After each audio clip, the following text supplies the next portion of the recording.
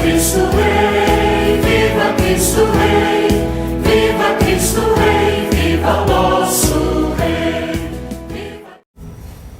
Meus irmãos, hoje nós estamos celebrando uma solenidade, uma festa muito grande na nossa igreja. E essa solenidade encerra o calendário festivo, litúrgico da nossa igreja. É a última festa, e essa festa, ela quer dizer assim para a gente: tudo acaba em Cristo, ou tudo recomeça nele, né? Cristo encabeça, né, tudo, né, que está criado, tudo que existe. Então, ele mesmo disse: quando eu for elevado da terra, atrairei todos a mim. Isso está no Evangelho de João, no capítulo 3. Então, esse polo salvífico, né? Esse polo salvador que atrai tudo para si é Jesus. E ele está no fim do ano litúrgico. Próximo domingo começa um novo ano litúrgico, mas nem sempre foi assim. A festa de Cristo Rei foi instituída no século XIX, e foi um contexto um pouco estranho, assim, mas a gente vai entender, porque é claro que a gente está lançando o nosso olhar para essa festa, né? A igreja, na Idade Média e um pouquinho da Idade Moderna, ela se acostumou muito com um esquema que hoje a gente avalia que não era bom. A gente chama isso de cristandade. Vocês vão ouvir essa palavra por aí em algum momento. A cristandade é um modo de ser igreja em que a igreja é meio presunçosa, sabe? No sentido de não servir a humanidade, mas uma ideia de domínio sobre a humanidade, como se a humanidade fosse incapaz, como se a humanidade fosse sempre necessitada, né, de tudo que a igreja tem para oferecer, mas a igreja ultrapassou algumas medidas, né? Então ela começou a se meter na ciência, começou a se meter em decisões políticas, começou a se meter em coisas que não eram da competência da igreja. Isso é muito importante. E aí a igreja tinha esse domínio, né, sobre tudo. E quando chegou no século XVIII, tinha esse ranço, esse desejo, essa saudade da cristandade. Então, instituiu-se a festa de Cristo Rei para recuperar essa ideia de que Cristo é o Rei do Universo e domina tudo. Domina, inclusive, a vida pessoal das pessoas, as decisões, etc. Cristo é esse dominador, esse rei, esse imperador que, né, se impõe, né, na sociedade. Foi assim que essa festa foi constituída. E ela era celebrada no último domingo de outubro. Depois, mais ou menos um século depois, o Papa reformou isso, colocou essa festa no final do ano litúrgico. E com a reforma do Concílio Vaticano II, graças a Deus, essa festa recuperou um novo sentido, o sentido do Cristo servidor, o sentido do Cristo, né, que se dispõe para a humanidade e para caminhar junto com ela, não para se impor à nossa humanidade, mas para inspirar, para convidar, né, para encantar a comunidade, o mundo, a humanidade. Então, a festa de Cristo Rei agora tem um outro sentido, né? O sentido mais próximo do Evangelho, né? Não que a gente vai se afastar das realidades humanas, a gente diz mundanas, quer dizer, do mundo, mas a gente vai estar junto, né? A gente vai estar junto, vai ajudar a refletir, vai ajudar a pensar, vai ajudar também a tomar boas decisões, né? Por exemplo, hoje nós temos problemas éticos na nossa sociedade que são muito importantes. Eu vou citar um para vocês, para a gente entender como é que a igreja entra nisso. Há muito pouco tempo a gente ouviu falar do assunto de células-tronco, vocês lembram? Então, são constituídas comissões de ética, né, para tomar as decisões acerca das células-tronco, né? Eu sei que tem médicos aqui, se eu falar alguma bobagem, vocês podem levantar a mão e me corrigir, tá bom? E essas comissões de ética vão refletir juntos. A igreja participa dessa comissão de ética. Sempre, ela é chamada. Né? Para quê? Para ajudar, né, a levar os valores lá para o meio. Entenderam? Isso é muito importante. Né? Nas escolas, nós temos um papel fundamental nas escolas, educando, né, jovens, crianças, né, e também adultos, no sentido de levar esses princípios da fé cristã para dentro das escolas e para a sociedade, através de uma boa educação. Né? Nós temos presença também na política, temos candidatos, temos deputados, temos gente em todos os níveis, né, que professam a nossa fé e que estão lá lutando por coisas muito importantes, né, para ajudar a nossa humanidade a caminhar segundo, né, tudo aquilo que Jesus deixou para nós. Né?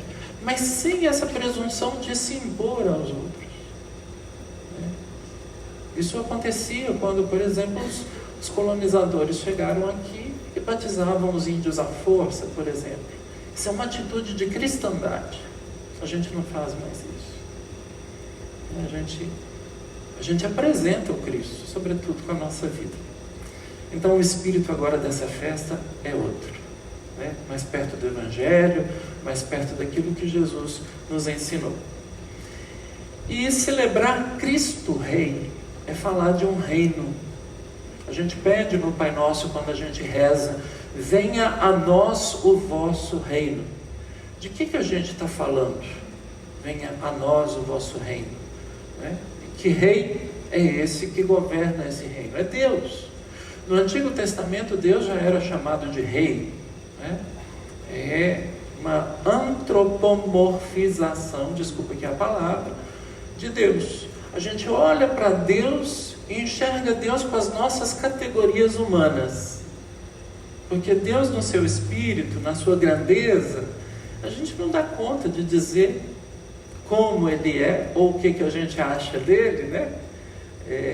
Senão a partir de nós mesmos, das nossas analogias. Né? Então a linguagem analógica é necessária. Então, para dizer que Deus governa tudo, que Deus é esse rei que cuida, né? A gente então usa essa palavra rei, mas é porque a gente faz a experiência disso, né? De um reinado. Mas é um reinado diferente. Jesus, no seu julgamento, diz: o meu reino não é deste mundo. Se o meu reino fosse deste mundo, meu Pai já teria mandado anjos para resolver tudo. Né? Mas o meu reino não é daqui. Então, como é que é o reino de Deus? O que é o reino de Deus? O reino de Deus é uma situação, não é um território. É uma situação aonde a vontade de Deus é realizada plenamente. Então, quando nós nos submetemos ao reinado de Deus, por liberdade, com liberdade, a gente se submete a isso, e a gente passa a fazer a vontade de Deus, nosso Rei, então, o reino de Deus começa a acontecer aí. Por isso a gente reza no Pai Nosso: venha a nós o vosso reino, seja feita a vossa vontade. Porque tem a ver uma coisa com a outra. Então, aonde a vontade de Deus é feita, o reino de Deus está acontecendo. E qual que é a vontade de Deus? A vontade de Deus é a justiça. Aqui, de novo, nós entramos no campo das palavras, e as palavras, às vezes, ficam confusas porque a gente tem outras noções das palavras que a gente fala aqui, né? Não é a justiça humana, é a justiça divina. E para compreender o que é justiça no Evangelho de Mateus, que é chamado de Evangelho, né? Que Jesus é apresentado como mestre da justiça, a gente precisa ir lá no batismo do Senhor, no Rio Jordão, no comecinho do Evangelho. Hoje o Evangelho foi quase do final, né? E lá no batismo, quando Jesus entra na fila dos pecadores, Jesus não era pecador. Ele entrou na fila dos pecadores para ser batizado. E Mateus, fica constrangido de contar essa história, de botar Jesus na fila dos pecadores. E de fato Jesus se fez batizar no Jordão por João Batista, que pregava um batismo de conversão dos pecados. O que Jesus estava fazendo lá, gente? Né? Então, Jesus se pôs na fila dos pecadores. E se pondo na fila dos pecadores, quando chega diante de João, João diz assim: eu é que tenho que ser batizado por você, e você vem a mim? E aí Jesus responde: deixa tudo como está, porque agora é necessário cumprir a justiça. E aí João batiza Jesus. A gente vai entender essa justiça, sobretudo então, a partir da segunda carta de São Paulo aos Coríntios, no capítulo 5, versículo 21, eu acho, onde Paulo diz assim: aquele que não conhecera o pecado, Deus o fez pecado para nos justificar. Então, Jesus se fez pecador. Não que ele tinha cometido pecado, mas ele colocou nas costas dele todos os nossos pecados. Ele assumiu para si os nossos pecados, né? E mergulhou nessa experiência humana que o batismo exprime, né? Para nos justificar. Então, vejam aqui, ele não precisava passar por isso, mas ele passou. Então nós temos aqui a justiça entendida como solidariedade. Jesus, Deus, se faz solidário. E se faz solidário num grau que a gente não consegue, mas a gente vai tentar. Não é uma questão de empatia. Hoje se fala muito de empatia, né? Empatia é quando a gente se aproxima do outro e da situação que o outro vive e a gente tenta se colocar no lugar do outro, né? E é necessário praticar a empatia, viu, gente? Muito bom. Mas o que Jesus faz é outra coisa. É além disso. Jesus assume a nossa situação. Assume os nossos pecados sobre si. Morre como um de nós. Ele vive a nossa vida como Filho de Deus, isto é, Deus mesmo. Ele não fica lá no céu resolvendo as coisas de lá. Ele vem para cá, sentir a minha dor e a sua, sentir a minha alegria e a sua, caminhar com os nossos pés, chorar quando perde um amigo, se alegrar com as crianças, né? Então Jesus, ele assume essa solidariedade no seu sentido extremo. E ele fez isso o tempo todo. Então, quando chega um leproso perto de Jesus: Senhor, se queres, tu podes me curar. Jesus toca o leproso e diz: eu quero, fique curado. Um judeu não tocaria um leproso, mas Jesus era judeu, tocou o leproso, e foi considerado depois disso como alguém impuro. E o Evangelho termina dizendo: ele ficava nos arredores da cidade e todo mundo ia atrás dele. Nos arredores da cidade eram os lugares dos leprosos. Jesus estava lá com eles. Jesus acolhe a mulher cananeia, aquela mulher que era pagã, que era de outra religião, de outra raça, e, desculpa a expressão, encheu o saco lá, até Jesus dar a ela a graça da cura da filha dela. Então Jesus, ele ultrapassa inclusive limites, ele ultrapassa, digamos, impedimentos, para se fazer solidário com o outro. Quando o centurião romano chega para Jesus e fala com Jesus: Senhor, o meu empregado está de cama lá em casa, sofrendo terrivelmente com uma paralisia. Era um oficial romano, inimigo dos judeus, dos hebreus. Jesus então diz: vou curá-lo. E aí o oficial: não, Senhor, eu não sou digno de que entres em minha casa. Me fala só uma palavra e meu empregado vai ficar curado. E Jesus então vai, seu empregado está curado. Então, a solidariedade de Jesus é enorme, mas a grande gesto de solidariedade de Jesus é a cruz. A cruz é o lugar dessa solidariedade máxima. aonde então ele experimenta a nossa morte. E aí Paulo vai dizer na carta aos Filipenses, e morte de cruz, que era a morte mais vergonhosa que tinha. Ele foi colocado entre dois ladrões. Os romanos estavam querendo dizer, é bandido igual aos outros dois. E se vocês fizerem o que ele fez, vocês vão morrer do mesmo jeito. Era um recado. Essa é a leitura que os romanos fizeram da cruz. Mas quando a gente olha para a cruz, a gente vê a solidariedade dele. Para os judeus era uma desgraça. Está na Bíblia. Todo homem que morre de pendurado é um desgraçado. Está no livro dos Números. Jesus morreu de pendurado como um desgraçado. E Paulo, na carta aos Gálatas, vai dizer, ele assumiu essa desgraça para desfazer a desgraça, e transformar em salvação, em graça. Então, daqui, dessa experiência de solidariedade, nasce um critério de justiça que Deus pratica. E o critério de justiça que Deus pratica foi dito no Evangelho de hoje. Eu estava com fome e vocês me deram de comer. Eu estava com sede e vocês me deram de beber. Eu estava nu e vocês me vestiram. Eu estava doente e vocês foram lá cuidar de mim. Eu estava na prisão e vocês foram me visitar. Vinde, benditos de meu Pai. Recebei o reino como herança, preparado para vós desde toda a eternidade. Então o critério é a solidariedade, a justiça. Você viu o Cristo no outro, então você vai ao encontro dele. E atende, socorre, ajuda, estende a mão. Esse é o critério. A gente tem medo do inferno e tem medo das coisas que a gente pratica, pensando que essas coisas vão levar a gente para o inferno. Pode ser que muitas delas levem mesmo,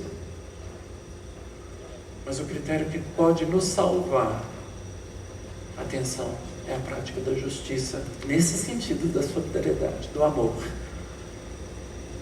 Por isso a bênção do matrimônio, uma das bênçãos do matrimônio, no final, quando a celebração está acabando, diz assim para os noivos que estão se casando, é muito bonito, é que vocês recebam na casa de vocês os pobres, que um dia vão abrir as portas do céu para vocês. Está na bênção do matrimônio. Que bacana, né? Então a nossa fé cristã, ela é capaz de levar essa inspiração para o mundo, de tal forma que essa inspiração renove a nossa vida, a nossa sociedade, tudo que existe. É isso. A gente não quer se impor. Jesus não quis se impor. Teve um momento que a pregação de Jesus incomodou, no Evangelho de João. E o incômodo foi tanto que o pessoal começou a sair de fininho. E a pregação desse cara está esquisita, vamos sair daqui, gente, devagarzinho assim. Saiu todo mundo, ficou só os discípulos. E Jesus disse, vocês também vão embora? Jesus não se impõe, ele não muda o discurso para amaciar as palavras e para trazer gente para perto. Não. Não mesmo. É na lata. E aí, essa festa de hoje tem grande sentido então para nós. Porque ela ajuda a gente a entender o que é o reino, a entender quem é esse rei, e para entender que ele assume o lugar dos pequenos, dos pobres, né? E aí a gente precisa se converter, né, gente? Porque a gente não dá conta. A gente ainda não dá conta de fazer esse caminho como deve ser feito. A gente está no processo, né? Então, eu acho que o primeiro passo é esse interior. O passo da gente olhar para o outro e começar a perceber lá dentro do nosso coração, assim, que o outro sou eu. O sofrimento dele é meu. Que ele é humano como eu, frágil como eu. E que tudo que ele passa, eu posso passar um dia. Então nada que é humano vai nos escandalizar mais.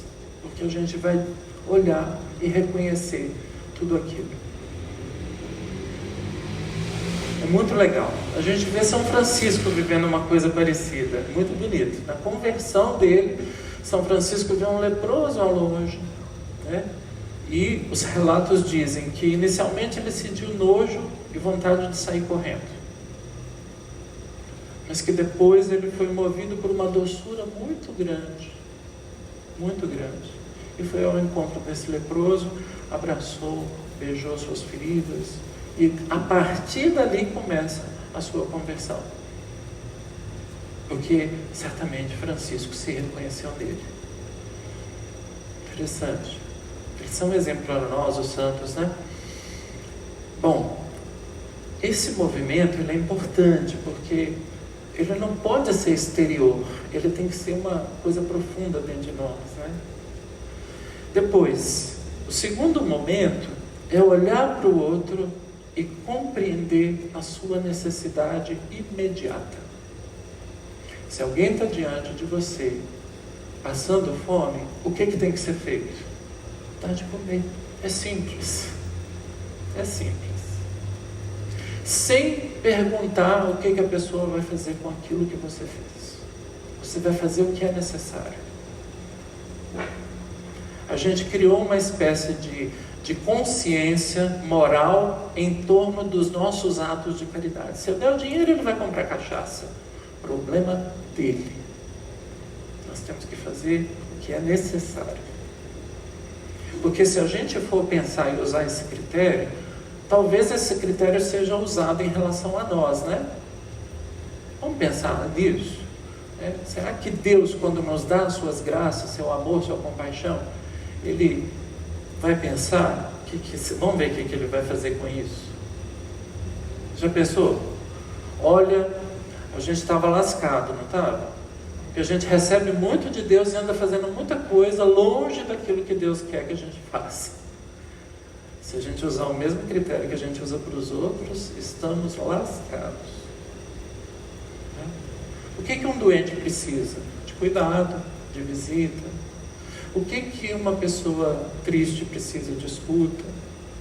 O que uma pessoa, que está com uma bula de remédio sem dinheiro para comprar, não precisa disso. Do imediato, precisa ter a resposta do imediato, não é? Então esse é o segundo passo. Mas a gente precisa sair do segundo passo e ir para o terceiro. Sabe por quê? A fome vai voltar. O desemprego vai continuar. Então a gente precisa de pensar nas estruturas que geram tudo isso. Dom Helder Câmara, outro santo, né? Disse assim: quando eu dou comida para os pobres, eles me chamam de santo. Mas quando eu pergunto por que há tantos pobres, o que fabrica tantos pobres, aí eles me chamam de comunista, né? Então tem um nível aqui que a gente precisa conversar muito, hoje não, né? Mas sobre ele, que é um nível, eu vou dizer com P maiúsculo, da política.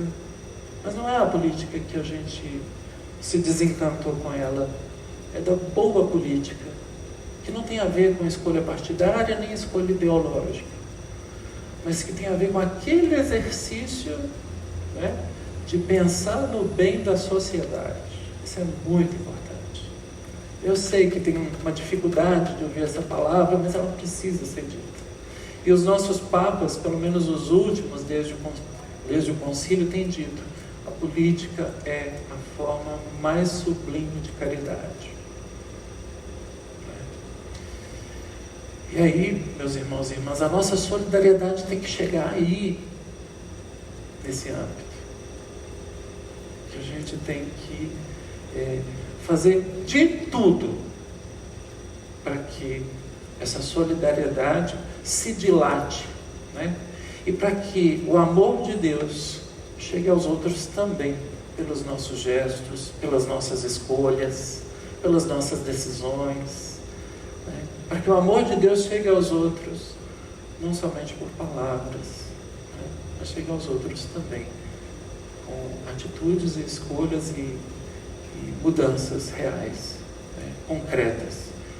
A palavra de Jesus é muito clara: tudo que vocês fizestes a um desses pequeninos foi a mim que eu fizer. É fazer, não é sentir, não. Sentir é o primeiro passo, tem que chegar ao fazer. Viva Cristo Rei. Então, me dirigindo à família agora da Alice, a gente hoje celebra a entrada da Alice no reino de Deus. Nessa situação em que a vontade de Deus é feita plenamente. O paralelo do reino de Deus que ajuda a gente a entender o reino é o céu, é o paraíso. Também analógico, né? A gente usa as nossas categorias para dizer o que é o reino de Deus. E dentro dessas analogias, a gente crê que o Pai hoje abraça a Alice, enxuga dela todas as lágrimas, né? E devolve a Alice a vida plena que a nossa humanidade perdeu e que só Jesus nos restaura. Então a gente se associa com vocês hoje na oração, agradecendo a Deus pela Alice e pedindo por vocês. Que Deus os fortaleça. Viva Cristo Rei!